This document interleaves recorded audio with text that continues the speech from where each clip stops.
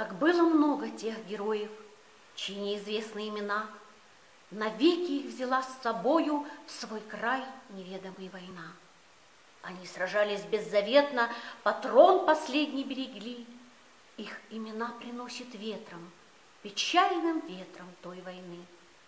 Порой слышны на поле боя через десятки мирных лет. «Прикрой меня! Прикрою, Коля!» И вспыхнет вдруг ракеты свет. А Коля в этом тихом поле лежит, не встанет никогда. Лишь горький ветер нам порою напомнит страшные года.